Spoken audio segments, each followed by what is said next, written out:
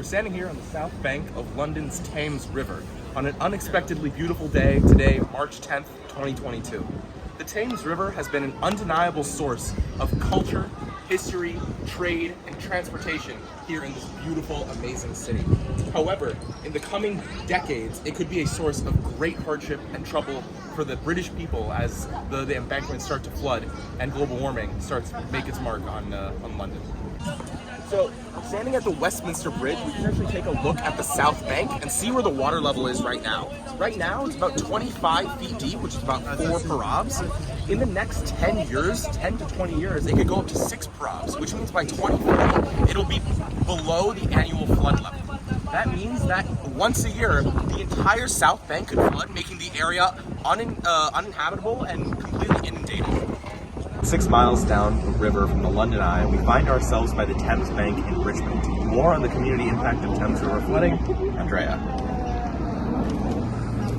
This problem affects the greater community area, not just central London. As we see here, lots of communities would be impacted. Here where I'm standing right now would be completely flooded because even the rise of a few inches globally means massive flooding in this whole area. This would flood the entire boardwalk I'm standing on right now. The people that are strolling, walking, and biking wouldn't be able to do that anymore. And this would not only affect the people in their daily lives, but also the local businesses, as well as the greater community here. An example of a local business that would be affected is the River Thames Visitor Center and Cafe, as well as the other cafe that we see down there.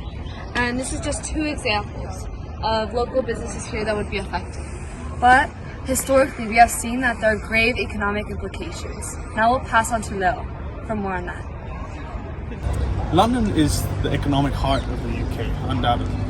And rising sea levels is a problem that has accompanied the city of London for a long time. It's not a new problem to the city of London, in fact, because in 1953 there was a catastrophic tidal surge. The flooding from the surge caused huge damages and cost 307 lives, as well as 5 billion Great British pounds in costs and thus economic value. So the bottom line here is that the economic importance of London is central as a central factor in the policy-making response to this issue, namely rising sea levels. And this issue is here to stay.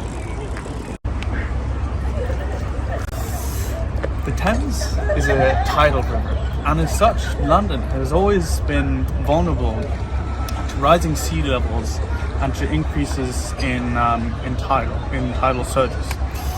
However, we have to ask ourselves, how is climate change involved and what causes the rising sea levels? Well, there are 2 important factors.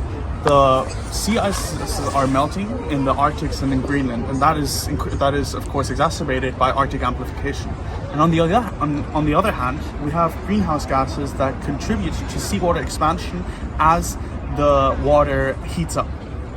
Given the potential negative impact to the economy and the communities in London, we've decided to focus our research question on this. Are London authorities doing enough to protect the communities and the economy from the increasing flood zone due to climate change? One such method London employs to protect against flooding is the Thames River Barrier. Built in 1982, the Thames Barrier operates by lifting circular gates that block Thames flooding during large tidal surge events, and releases to allow upstream water to exit to the sea with outbound tides. However, despite effective operation since construction, protecting against 205 tidal events, the Thames Barrier is becoming less and less effective due to rising sea levels. While the barrier will hold until 2070, it still needs to be regularly maintained. Also, future plans need to be put in place for when the barrier cannot hold against stronger tidal surges and rising sea levels. Namely, the last major event provoking action was the 2014 flood, where areas west of London had their riverbanks overflow due to powerful Atlantic storms. Although there were immense floods and damages, no damages were done to central London. The barrier is designed to be completely fail-proof, and if power grids north and south of the river fail, it has 3 internal generators to run it in case of emergency. The barrier is also designed to prevent damages even in worst-case scenarios. Even if the tide and surge exceeded the top of the river barrier, the barrier is designed to allow water to flow underneath into the low water on the other side.